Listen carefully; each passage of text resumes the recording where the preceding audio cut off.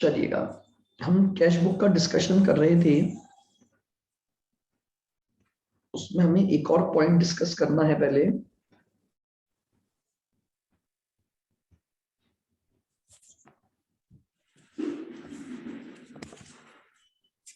Interest system,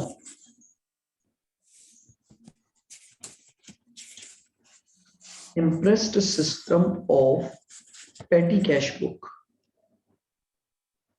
सुना है?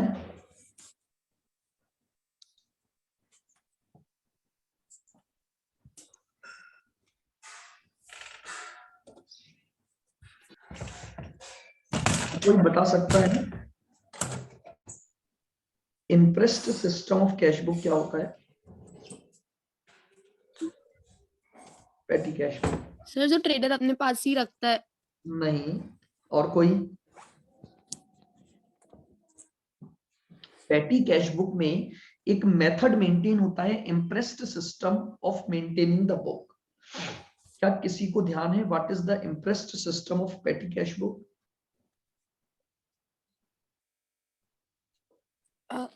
अच्छा, देखो,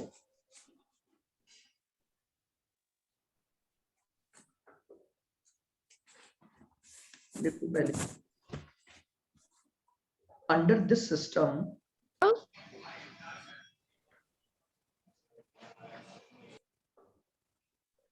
अंडर दिस सिस्टम। सर हाँ जी, सर ये वो कोई वो वाला सिस्टम होता है ना जिसमें वो मंथ का ना एक्सपेंसेस एस्टिमेट कर लेता है, फिर उसे एक साथ ही पेमेंट कर देता है। बिल्कुल सही, बिल्कुल सही।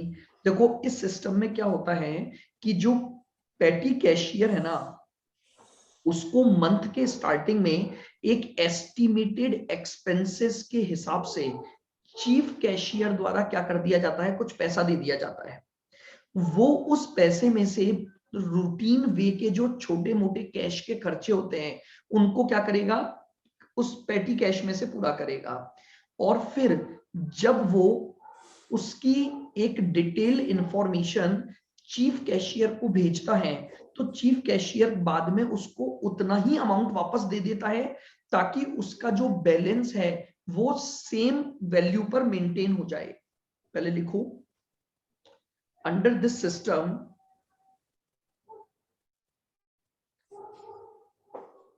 the chief cashier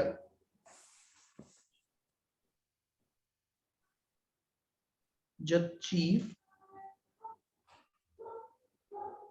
cashier makes the reimbursement, makes the reimbursement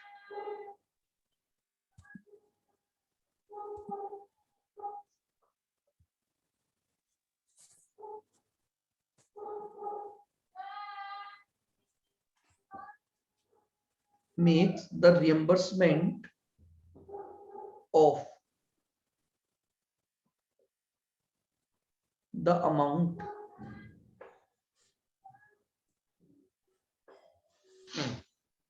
spent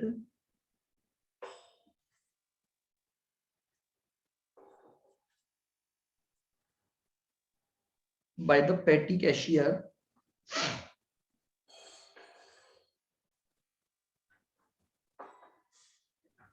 by the petty cashier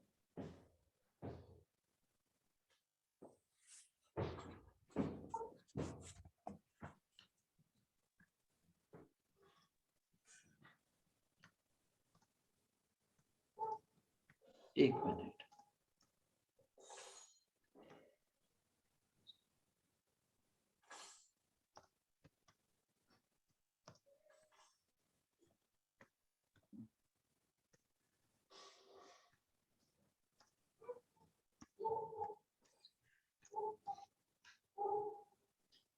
हाँ जी, the amount is spent by petty cashier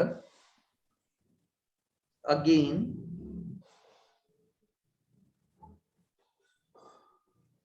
एक मिनट रुको, क्या लिखा? the amount spent by the petty cashier and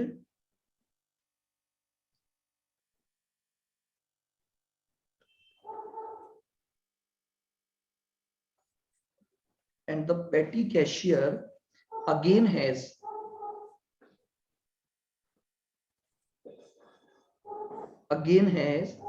the same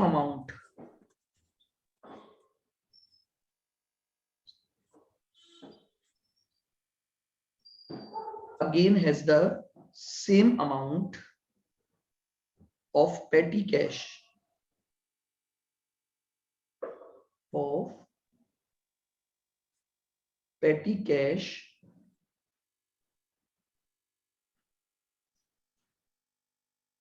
at the end as in the beginning.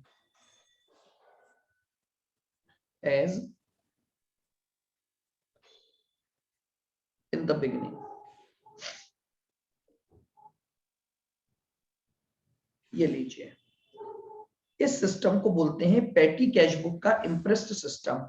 यानी सबसे पहले chief cashier क्या करता है, एक ओपनिंग बैलेंस जो कि एस्टिमेटेड होता है वो क्या करेगा, उसको पेटी कैशियर को दे देगा। फिर पेटी कैशियर जो है वो उसमें से पैसे खर्च करेगा और उसकी इंफॉर्मेशन वापस से किसको भेज देगा, चीफ कैशियर को भेज देगा। और फिर जो चीफ कैशियर है वो इस तरह से रिएम्बर्समेंट करेगा कि जो पेटी कैशियर के पास एंड में वापस उतना ही बैलेंस हो जाए जितना उसके पास क्या था, बिगिनिंग में था। तो सर रीइंबर्समेंट मतलब वापस देना, मतलब सर हमें एडवांस में दे देते साल के एंड में, अब अगले साल का जो भी खर्चा होगा।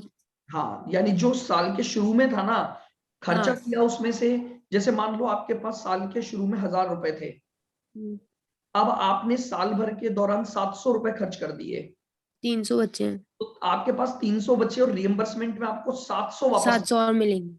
अच्छा, ताकि आपके पास वापस से जो बैलेंस होगा वो कितना हो 1000। जाएगा, 1000। इसे बोलते हैं इम्प्रेस्ड सिस्टम ऑफ पेटी cash book.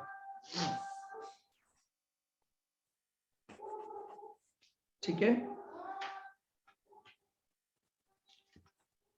Sir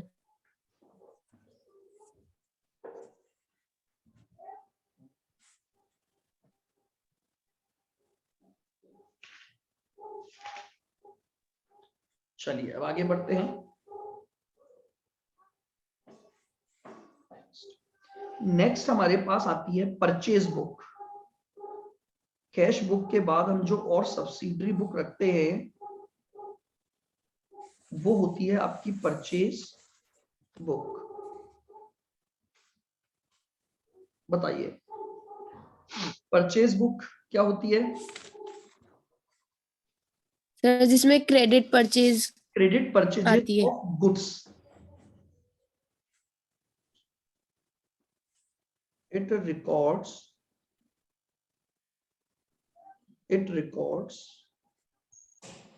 credit purchases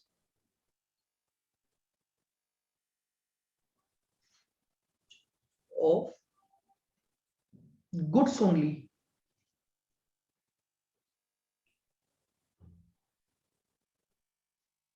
goods की क्रेडिट परचेजेस आती है।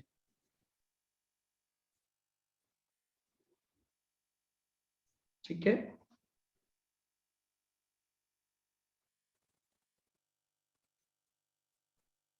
लिखें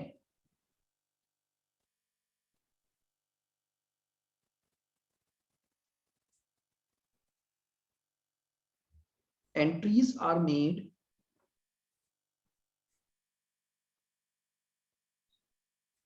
on the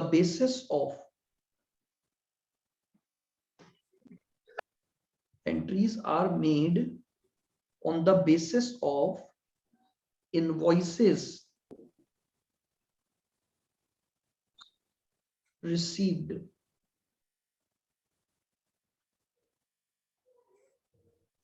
from supplier।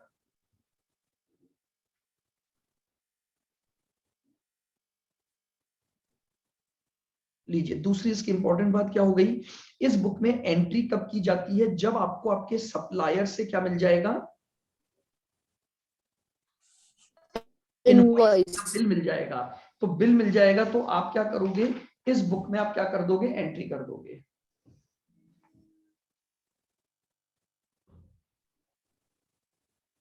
Sir जब इनवॉइस मिलेगा तभी होती है एंट्री? हाँ जी, purchase book always having debit balance.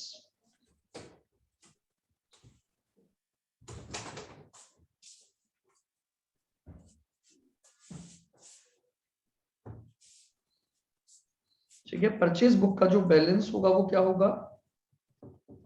Debit. Debit balance होगा।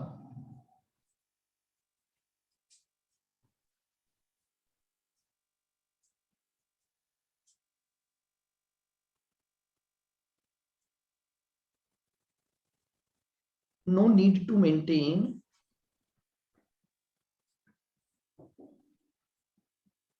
purchase account separately.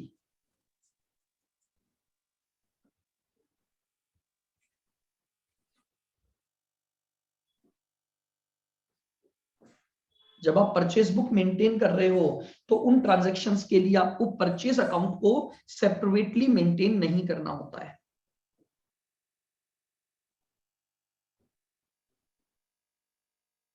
आइए नेक्स्ट आती है आपके पास सेल्स बुक। क्लियर?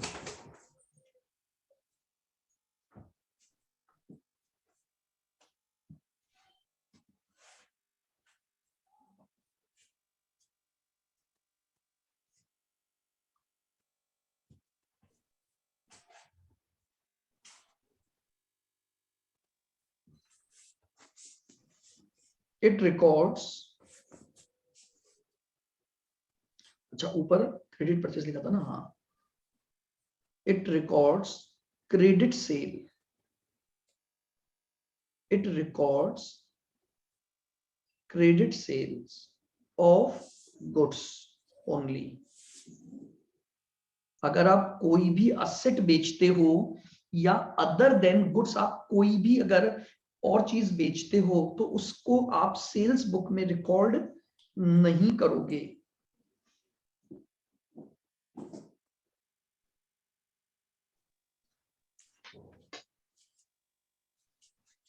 ठीक है,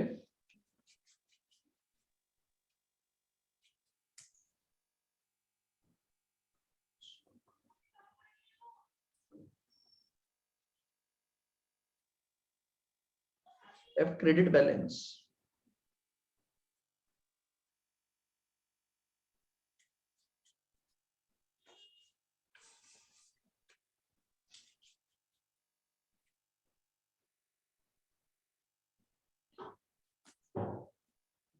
No need to maintain sales account separately।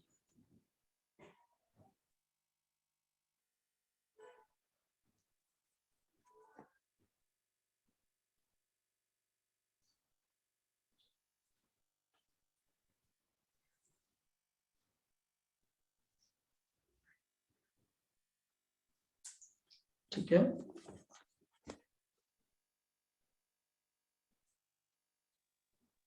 entries are recorded on the basis of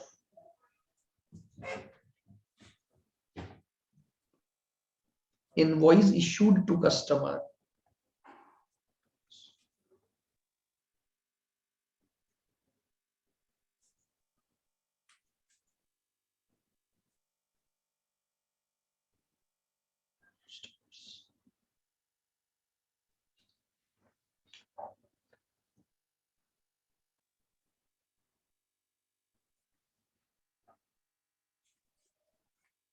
लिख लिया? Yes sir. Next, purchase return book.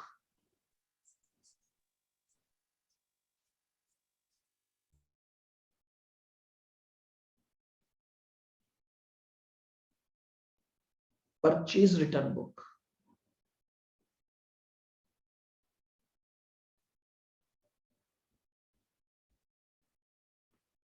it records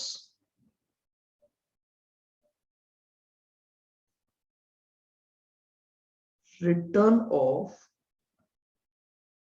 goods purchased on credit.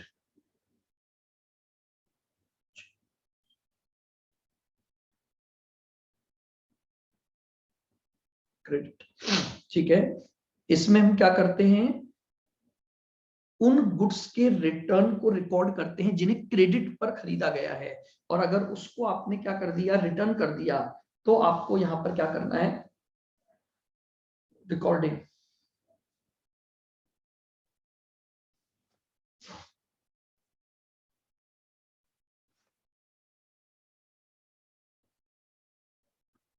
For return of goods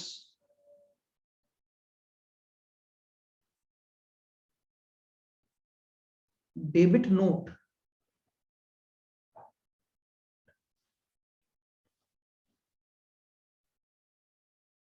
will be issued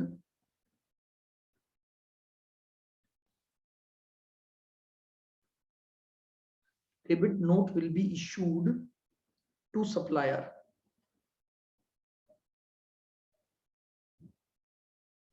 बहुत important point है, debit note purchase return से related होता है। क्या होता है डेबिट नोट, देखो क्या होता है कि बेसिकली आप समझना मेरी बात को, आपने जब गुड्स परचेज किया तो बताओ क्या एंट्री की थी आपने,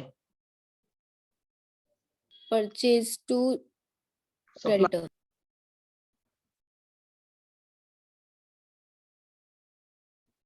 परचेज टू सप्लायर, यही एंट्री की होगी आपने। Yes sir. मान लो 10,000 यस सर। का माल खरीदा था, अब आपने क्या किया कि अब आपने इसमें से 2,000 का माल रिटर्न कर दिया। तो जब आप रिटर्न करते हो तो आप सप्लायर को वापस से क्या बनाओगे अपना, डेटर, तो एंट्री करोगे supplier to purchase return. Purchase return. तो जानते हो ये जो आपने सप्लायर को क्या किया, डेबिट किया, तो you have to issue a debit note to the supplier कि भैया आप मेरे 10,000 से क्रेडिटर थे, अब आप उसकी इंफॉर्मेशन सप्लायर को भेजते हो कि मैं आपको 2,000 से डेबिट कर रहा हूं, और इस वजह से जो सप्लायर है उसको आप क्या इशू करते हो, एक डेबिट नोट इशू करते हो। तो ध्यान रखना, in case of purchase return debit note will be issued to the supplier. आप क्योंकि आपने जब भी माल खरीदा होगा तो सप्लायर को क्रेडिटर बनाया होगा, अब अगर आप उसको माल रिटर्न कर रहे हो तो उसकी क्रेडिट एंट्री को कैंसिल करने के लिए आप सप्लायर को क्या करते हो, डेबिट करते हो, और इसका एक डॉक्यूमेंट बनाकर, एक नोट बनाकर आप किसको भेज देते हो, सप्लायर को भेज देते हो, जिसे हम क्या बोलते हैं, डेबिट नोट बोलते हैं।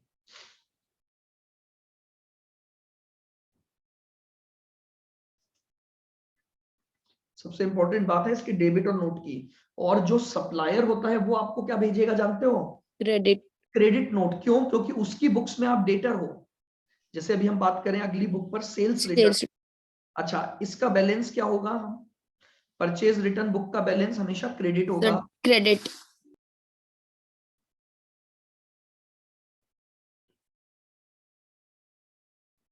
It shows credit balance, it shows credit balance.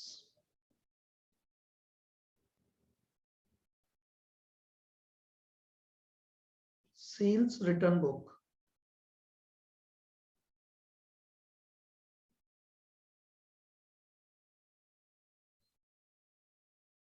बताओ सेल्स रिटर्न में कौन से ट्रांजैक्शन लिखोगे आप। सर उन गुड्स का वापस से आना जो क्रेडिट पे सेल करी थी। बिल्कुल, sir it records return of a good sold on it records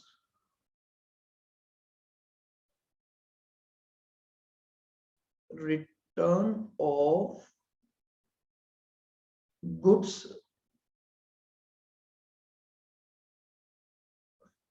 sold on credit।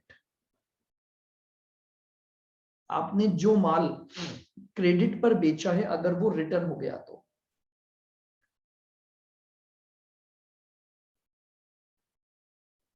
Credit note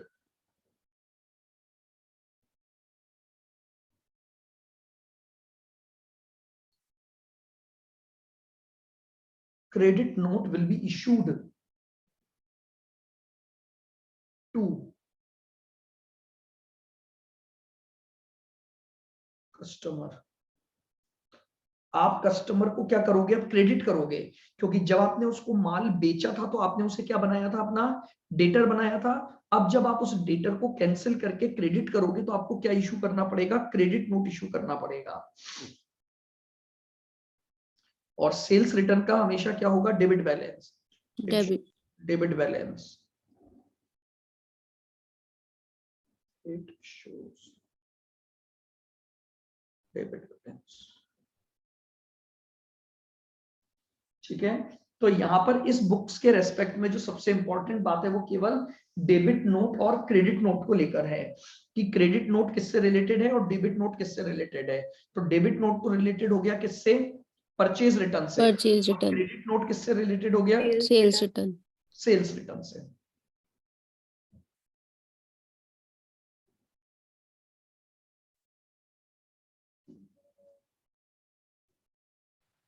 bills receivable, एक बार स्क्रॉल कर दो, हाँ जी, पॉइंट्स लिखे नहीं।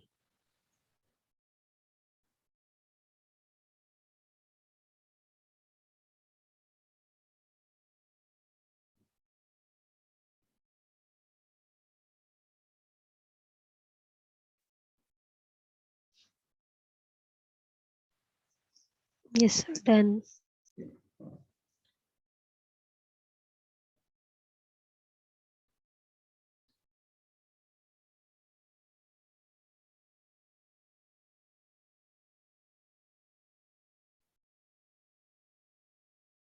Bills receivable book, BR book.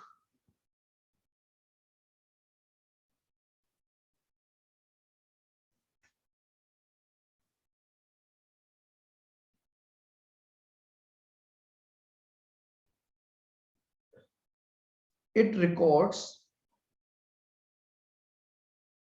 the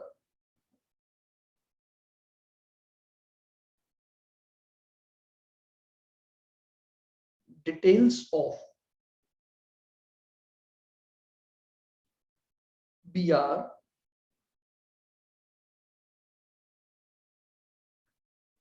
issued in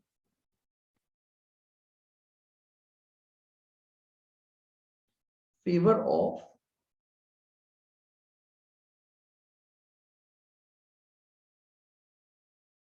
debtors.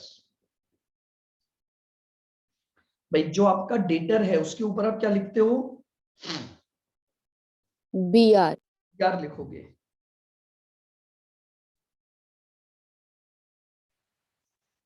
कि उसको इतनी मनी दिए इतने टाइम पीरियड के लिए। बिल्कुल, वो तो सारी बातें आती है ना बिल में, अपन क्या क्या लिखते हैं कि भाई आपको इतना अमाउंट दिया हुआ है तो आपको इतना अमाउंट इस डेट पर या इतने टाइम पीरियड के बाद आपको वापस देना है, जैसा कि अपन बिल ऑफ एक्सचेंज में पढ़ते हैं जो चीज।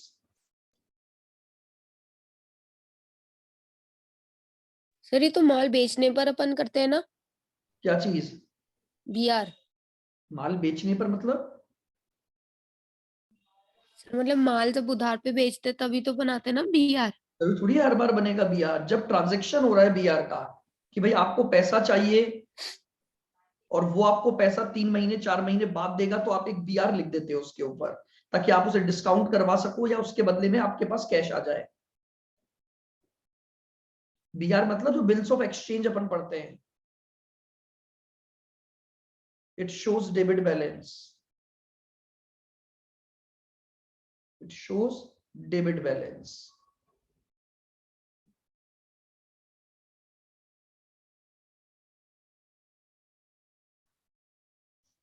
सर बिल्स ऑफ एक्सचेंज में तो दोनों आ जाते हैं ना, बीआर और बीपी। इसमें भी दोनों ही आएंगे, bills payable book,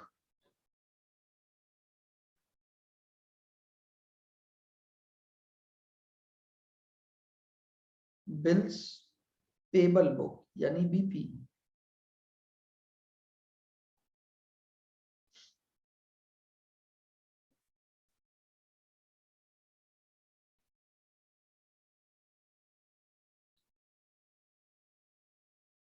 It records the details of bills accepted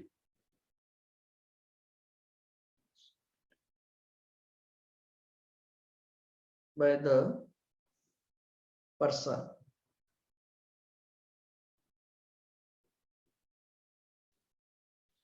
समझना, बिल्स पेबल में आप क्या करोगे, अगर आपने कोई बिल एक्सेप्ट किए, जैसे आप अपनी बुक्स ऑफ अकाउंट्स मेंटेन कर रहे हो, तो आपने अगर किसी के ऊपर बिल लिखे तो आप उसकी एंट्री बीआर बुक में करोगे। बट अगर आपने किसी और के बिल को क्या कर लिया, एक्सेप्टेंस दी है, यानी जिसका आपको पेमेंट करना है, तो उसके लिए आप कौन सी बुक मेंटेन करते हो, बिल्स पेबल बुक मेंटेन करते हो।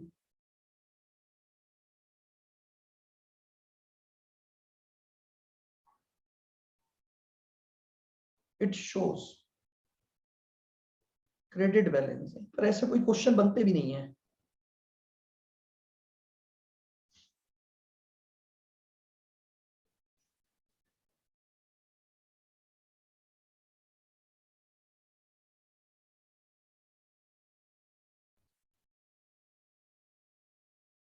General proper,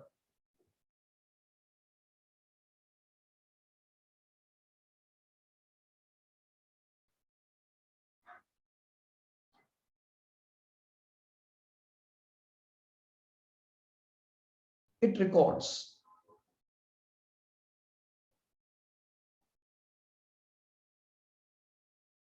all other transactions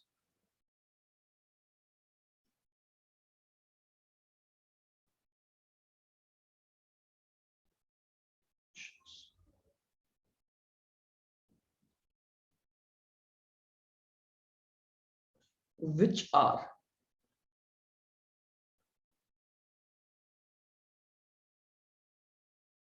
not recorded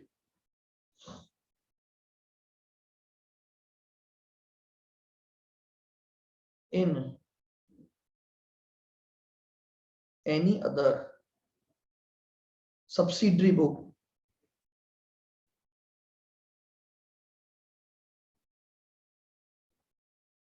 इसमें जनरली वो ट्रांजैक्शंस आते हैं जो आपने किसी और सब्सिडरी बुक्स में नहीं लिखे हैं, जैसे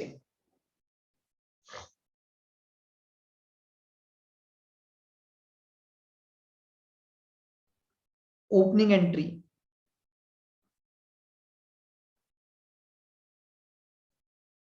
closing entries,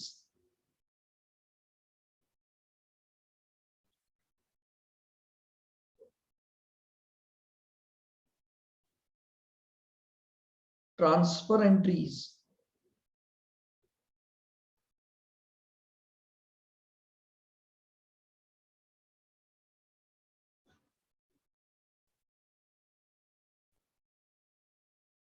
adjustment entries,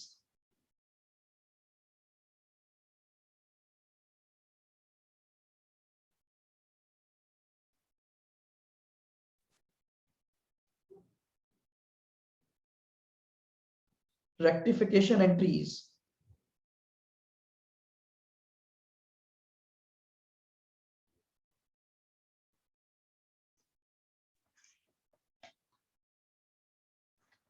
opening entries, closing entries, transfer entries, rectification entries, और उसके अलावा और भी कई मिसलेनियस ट्रांजैक्शन भी होते हैं, जैसे क्रेडिट परचेज ऑफ असेट हो गया, क्रेडिट सेल ऑफ असेट हो गया, रिटर्न ऑफ असेट हो गया, बैड डेट्स को राइट ऑफ करना, रिटर्न ऑफ असेट, अच्छा रिटर्न ऑफ, हाँ रिटर्न, रिटर्न वापस करना, goods distributed as free samples,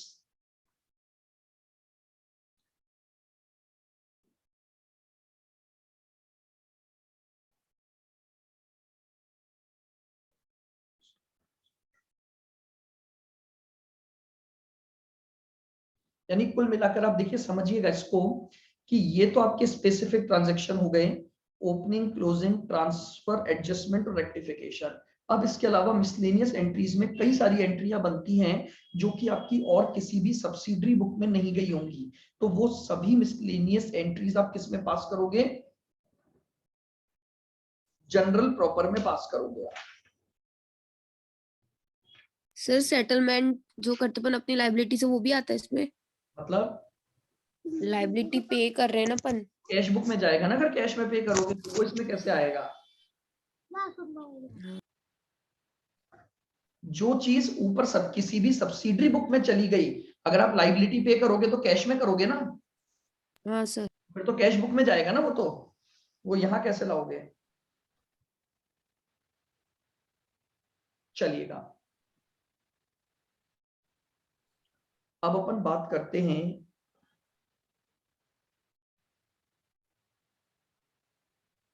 opening entry versus closing entries.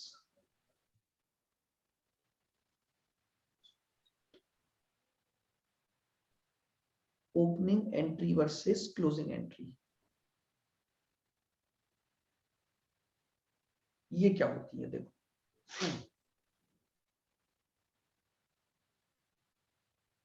देखो क्या होता है। सबसे पहले opening entry, N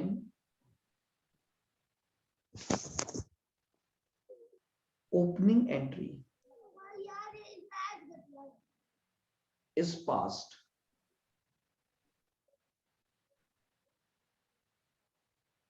and opening entry is passed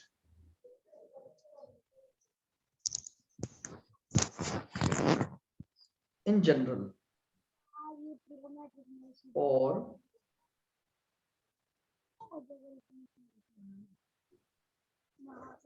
bring the balances of various assets and liabilities.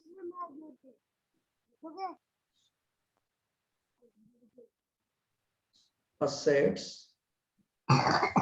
and liabilities.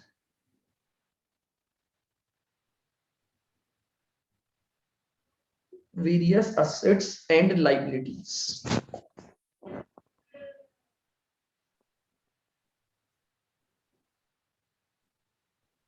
क्या लिखा?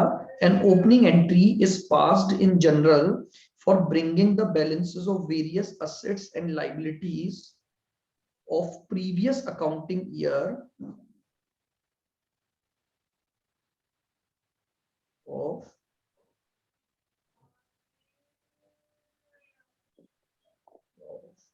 previous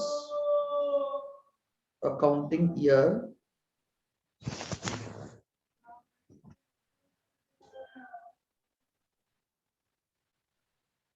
comma in the books of current period. देखो बहुत एक सिंपल सा कॉन्सेप्ट है। आपने पिछले साल क्या किया था समझना। आपने पिछले साल की एक बैलेंस शीट बनाई थी और उसमें आपने कई सारे बैलेंस। इससे सुनना एक बार, समझोगे मेरी बात को ध्यान से।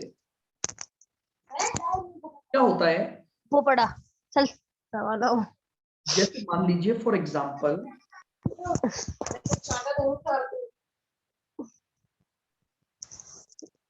बिल्डिंग है आपके पास। आप याद करिए, मान लेते हैं पिछले साल आपने बिल्डिंग का क्लोजिंग बैलेंस निकाला होगा, तो वो आपका आया होगा बाय बैलेंस। मैंने रख दी फालतू भोजा में सीट था इसलिए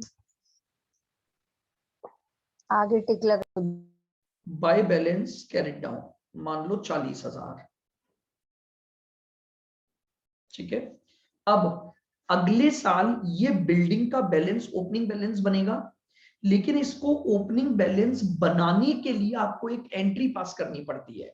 उस एंट्री को हम बोलते हैं ओपनिंग एंट्री।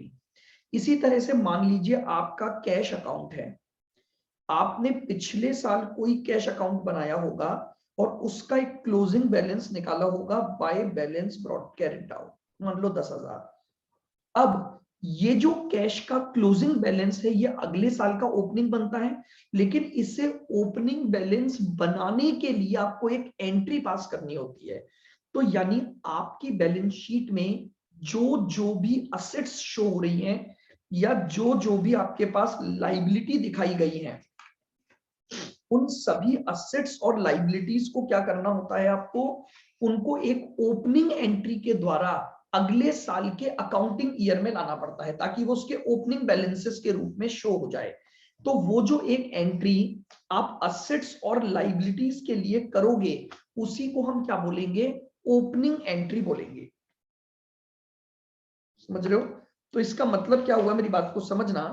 जैसे मान लो मुझे बिल्डिंग को आगे कैरी करना है, तो मैं एंट्री क्या डालूंगा, ओपनिंग एंट्री क्या बनेगी आपकी, sir land and building account debit, account debit by name. ठीक है ना, जितनी भी असेट्स होंगी अपन उनको क्या कर देंगे, डेबिट कर देंगे बाय नेम। जैसे लैंड एंड बिल्डिंग अकाउंट दिया, plant and machinery account debit, prepaid expenses account debit, accrued income account debit, cash and bank account debit, और टू लाइबिलिटीज अकाउंट।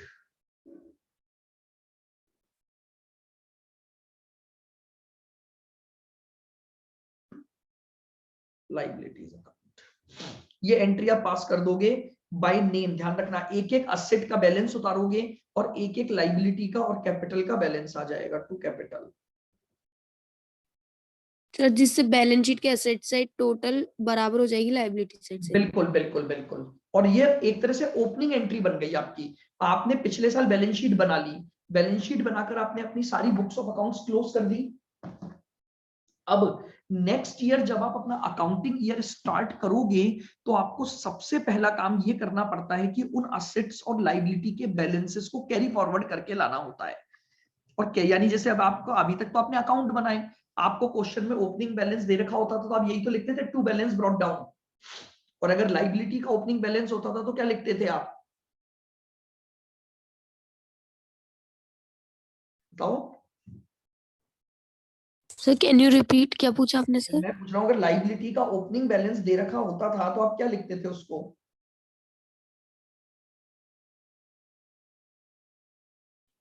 तो लाइबिलिटी का ओपनिंग बैलेंस क्या होता है,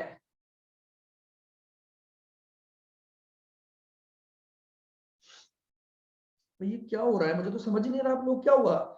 लाइबिलिटी का opening balance आपने अभी एनपीओ में इतने क्वेश्चन कर लिए लाइबिलिटी अकाउंट बनाने के।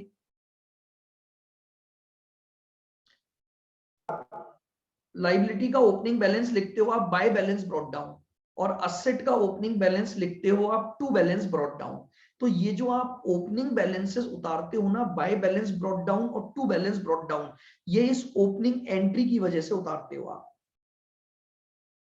उन बैलेंसेस को जब आप कैरी फॉरवर्ड करके लाते हो तो उससे पहले आपको आपकी बुक्स ऑफ अकाउंट्स में क्या करना होता है, आपको अपनी बुक्स ऑफ अकाउंट्स में एक एंट्री पास करनी होती है जिस एंट्री को हम बोलते हैं ओपनिंग एंट्री। तो बात समझ में आई। ओपनिंग एंट्री क्या होती है, आपके पास जितनी भी बैलेंस शीट के आइटम्स हैं उन सभी बैलेंस शीट के आइटम्स को नेक्स्ट अकाउंटिंग ईयर में कैरी फॉरवर्ड करने के लिए आप जो entry at the beginning of the period pass करते हो उस एंट्री को हम क्या बोलते हैं, ओपनिंग एंट्री बोलते हैं। बोलो क्लियर है ओपनिंग एंट्री का meaning? Yes sir. Closing entry क्या होती है? Yes sir. Closing entry sir जिसमें हम अपने करंट ईयर के जो भी एसेट लायबिलिटीज है उनके बैलेंसेस को बंद कर रहे हैं। नहीं, क्लोजिंग एंट्रीज उनकी एंट्रियां नहीं होती हैं, एंट्रीज होती हैं जिन बैलेंसेस को आप ट्रेडिंग और पीएनडल में ट्रांसफर करते हो उनको हम बोलते हैं क्लोज करने का।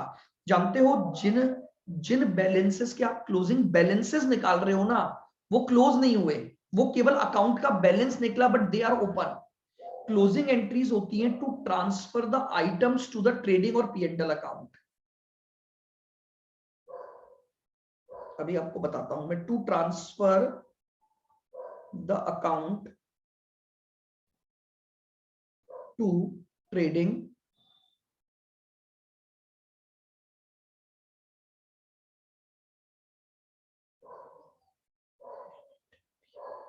जैसे मान लीजिए फॉर एग्जांपल आपने कोई सैलरी पे की, तो आप सैलरी पे करने की एंट्री बताओ क्या डालते हो सबसे पहले? Salary account debit to cash. अब इस एंट्री के द्वारा आपका सैलरी अकाउंट ओपन हो गया। अब अगर आपको इस अकाउंट को ओपन करना है तो क्लोज करना है तो एक एंट्री और डालनी पड़ती है, और वो एंट्री क्या बनती है? P&L to account salary. Debit to salary. तो आप ट्रेडिंग और P&L में जितने भी अमाउंट ट्रांसफर करते हो तो उनकी जो अकाउंटिंग एंट्री बनती है वो एंट्रियां कहलाती हैं क्लोजिंग एंट्रीज। जैसे आप ट्रेडिंग के डेबिट साइड में जितने भी आइटम लिख रहे हो वो सब आपकी अगर उसकी एंट्री को रिफ्लेक्ट करोगे तो that will be called closing entry. सुनना, जैसे आपने पहली एंट्री अगर मैं बताऊं क्लोजिंग एंट्री तो क्या बनी? Trading account debit to opening stock to purchases to wages to carriage inward. आपने ट्रेडिंग अकाउंट के डेबिट साइड में जितने भी आइटम्स लिखे हैं अगर मैं उन सब की एक जर्नल एंट्री पास करूं तो that will be called closing entry for the debit side of trading account. Trading account के डेबिट साइड में आने वाले सभी आइटम्स को मैंने क्लोज कर दिया। इसी तरह से क्रेडिट में जितने भी आइटम्स होते हैं अगर उसकी एंट्री बनाओगे तो एंट्री क्या बनेगी? Sales account debit closing So closing stock debit to to trading trading. Account. तो आप जब ये एंट्री पास कर रहे हो ना तो ट्रेडिंग और P&L में जितने भी अकाउंट आपने लिख रखे हैं उन सबको क्लोज कर रहे हो, इसीलिए उन एंट्रियों को क्या बोला जाता है? Closing entry. अब आपके पास ट्रेडिंग का नेट रिजल्ट क्या निकलता है? Gross profit. अब आप ग्रॉस प्रॉफिट को क्लोज करते हो P&L में ट्रांसफर करके, P&L ठीक है? तो ग्रॉस प्रॉफिट को कहां ट्रांसफर कर दिया जाता है? P&L अकाउंट में। तो एंट्री क्या हो जाएगी? Gross profit account debit to P&L। इसीलिए आपको याद होगा जब आप P&L अकाउंट बनाते हो ना तो P&L अकाउंट की जो स्टार्टिंग होती है वो बाय ग्रॉस प्रॉफिट से करते हो, ध्यान है आपको? Yes sir. P&L अकाउंट की जो ओपनिंग होती है आप सबसे पहले जो P&L अकाउंट में लिखते हो वो क्या करते हो? आप ग्रॉस प्रॉफिट को P&L में ट्रांसफर करते हो। क्यों? ताकि ग्रॉस प्रॉफिट अकाउंट क्लोज हो जाए। आप समझो, आपने सबसे पहले ट्रेडिंग अकाउंट बनाया और यहां आपका 2GP निकला। अब इस जीपी को क्लोज करना है तो जीपी आपकी एंट्री बन रही है ट्रेडिंग टू जीपी। अब आपको जीपी को क्लोज करना है तो जीपी को कैंसिल करना पड़ेगा। P&L अकाउंट में क्या लिख देते हो? By gross profit. जैसे So आप by gross P&L profit. Account में ग्रॉस प्रॉफिट लिखा इमीडिएटली आपका ग्रॉस प्रॉफिट अकाउंट क्लोज हो गया। तो क्लोजिंग एंट्रीज की जाती हैं कुछ स्पेसिफिक ट्रांजैक्शंस के रेस्पेक्ट में। कल मैं आपको लिखवाऊंगा कि हर ट्रांजैक्शन की क्या क्या क्लोजिंग एंट्री होती है, क्योंकि आपका कंबाइंड टॉपिक चलेगा ओपनिंग क्लोजिंग, समझना। उसके बाद एडजस्टमेंट एंट्रियां, ये ट्रांसफर एंट्री मुझे बतानी है वो क्लोजिंग के साथ ही बताऊंगा। और एडजस्टमेंट और रेक्टिफिकेशन एंट्रियां पढ़ चुके हो। एडजस्टमेंट एंट्रियां मैंने आपको सारी फाइनल अकाउंट्स में पढ़ाई थी, याद है आपको? एडजस्टमेंट करने की एंट्रियां जैसे आउटस्टैंडिंग सैलरी की एंट्री, प्रीपेड एक्सपेंसेस की entry, income received in advance की एंट्री, बेड डेट्स की एंट्री, और रेक्टिफिकेशन एंट्री आपने रेक्टिफिकेशन चैप्टर में पढ़ी है। तो यहां आपको जो सीखना है, कल मैं आपको सारी एंट्रियां लिखवा दूंगा एक बार, ओपनिंग भी, क्लोजिंग भी, ट्रांसफर भी, कि किन किन को कहां कहां ट्रांसफर, क्योंकि इस पर क्वेश्चन बन सकते हैं। आपके सब्सिडरी बुक में और कोई क्वेश्चन नहीं बनेगा सिवाय इसके कि ये ओपनिंग एंट्री, क्लोजिंग एंट्री और ट्रांसफर एंट्रियां कैसे होती है। तो कल की क्लास में हमारा ये टॉपिक कंप्लीट हो जाएगा। हम सर मतलब क्वेश्चन कैसे पूछेगा कि इसकी जैसे ये स्टेटमेंट दी थी इसकी ओपनिंग एंट्री क्या है? नहीं नहीं, एंट्रियां जनरली नहीं पूछेगा। ये एंट्री पूछेगा कि जैसे ये अकाउंट है, इसको ट्रांसफर करेंगे तो किस अकाउंट के थ्रू क्लोज होगा ये। जैसे अच्छा. मान लो परचेज रिटर्न है तो परचेज रिटर्न परचेजेस के थ्रू क्लोज होता है। ड्रॉइंग्स अकाउंट है, ड्रॉइंग्स अकाउंट को कैपिटल में ट्रांसफर करके क्लोज किया जाता है। सेल्स रिटर्न को सेल्स में ट्रांसफर करके क्लोज किया जाता है। तो आपसे ये पूछा जाता है इसमें कि भाई इस पर्टिकुलर अकाउंट को अगर आपको क्लोज करना है तो किस अकाउंट में ट्रांसफर करके इसे क्या किया जाएगा? क्लोज. क्लोज किया जाएगा। वो मैं बताऊंगा कल। पहले अपन जब सारी एंट्रियां लिख लेंगे फिर उसके बाद हम इसके क्वेश्चंस कर लेंगे, तो आपको वो चीज समझ में आ जाएगी सारी।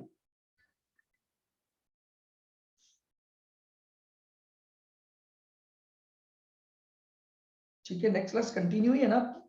या ब्रेक थोड़ी है? नहीं सर, कंटिन्यू। ठीक, सर एक बार लास्ट वाला टॉपिक शो कर दो, लास्ट वाला ये ओपनिंग एंट्री वाला। क्लोजिंग एंट्री वाला। अच्छा, क्लोजिंग एंट्री का तो कल बताऊंगा मैं। एक सेकंड, ओके सर। अभी तो बस मैंने ये लिखवाया है कि क्लोजिंग एंट्री कहते कहाँ पे यार? Yes sir. ये बस टू ट्रांसफर द अकाउंट, ये कल पूरा प्रॉपर लिखवाऊंगा मैं इसको। ओपनिंग एंट्री लिख लो अभी तो बस, ओपनिंग एंट्री का मीनिंग लिख लिया, यस सर, लिख लिया वो तो। इसकी एंट्री क्या बनेगी वो भी मैं कल लिखवा दूंगा, और क्लोजिंग एंट्रीज कल सारी लिखवाऊंगा, क्लोजिंग एंट्री क्या क्या बनती है और ट्रांसफर एंट्रीज आपकी क्या क्या बनती है। Thank you. ओके।